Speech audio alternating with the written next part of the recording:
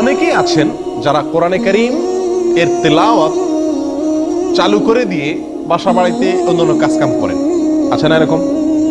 অথবা আমরা যখন গাড়িতে উঠি, বিশেষ করে এই সৌদি আরবে আপনারা জানেন এখানে কোরআনে কারীমের নামে এজাতুল কোরআন কারীম নামে একটা রেডিও চ্যানেলই আছে, যে সারাদিনের বেশিরভাগ সময় এখানে কোরআন তেলাওয়াতই চলতে থাকে। তো গাড়িতে উঠে এই সুইচটা দিয়ে, আমরা রেডিও সুইচটা দিয়ে গাড়ি চালাতে থাকি, ড্রাইভ করি, এরকম দেখা যায় না?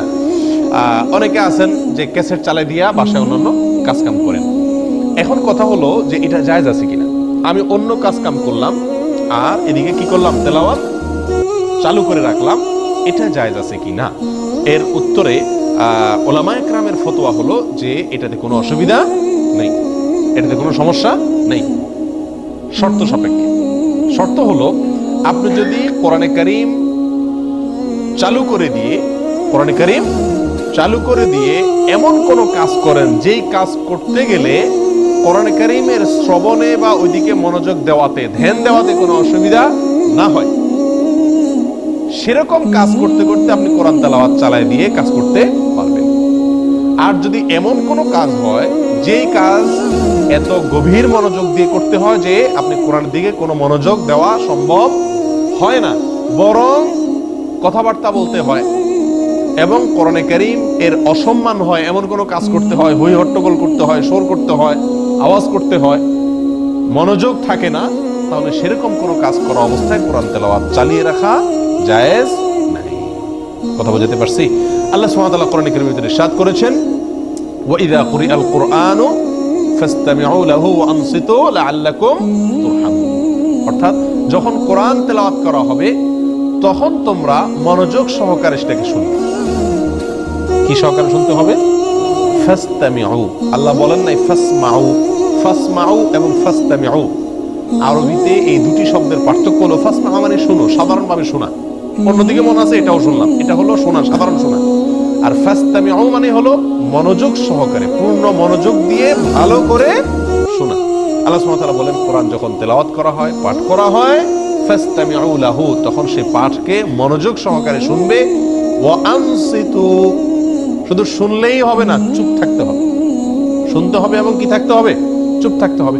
সুতরাং আপনি রেডিওতে কোরআন চালু করে রেখেছেন, ইউটিউবে কোরআন চালু করে রেখেছেন, মোবাইলের অডিও বা ভিডিও যে কোনো ফরম্যাটের কোরআন চালু করে রেখেছেন, ক্যাসেটে কোরআন চালু করে রেখেছেন, আর আপনি কাজ করছেন, বাসায় মা বোনরা রান্না বাড়া করছেন, ঘরালি কাজ করছেন, অথবা অফিসে আপনি অন্য কোনো কাজ করছেন, গাড়ি ড্রাইভ করছেন, তো এমন অবস্থায় জায়েজ হবে তখন যদি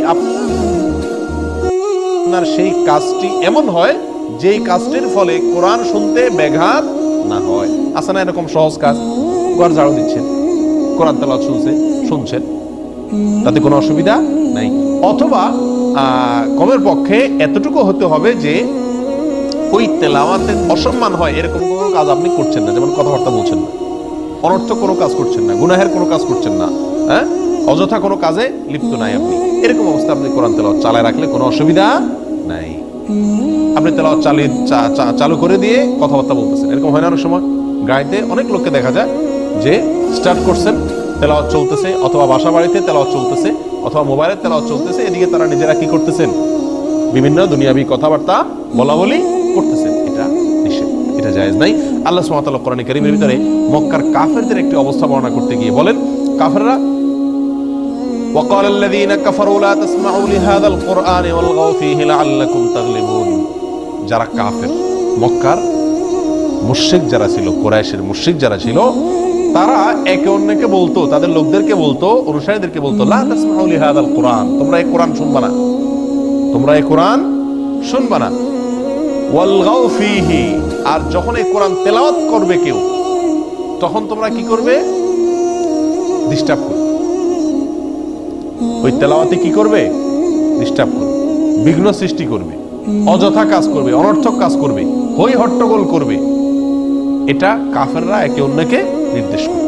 প্রিয় ভাইরা, তাহলে আমরা যদি কোরআন তেলাওয়াত চলা অবস্থাতে হই হট্টগোল করি, অন্য কথাবার্তা বলি, হ্যাঁ, কোরআনে কারীমের প্রতি বিমুখতা প্রমাণ হয় এরকম কোন আচরণ করি, তাহলে সেটা এই কাফেরদের সেই আচরণের সাথে কি হয়ে যায়? সাদৃশ্য হয়ে যায়। এজন্য এটা আমাদের জন্য করা কি নয়, উচিত। কথা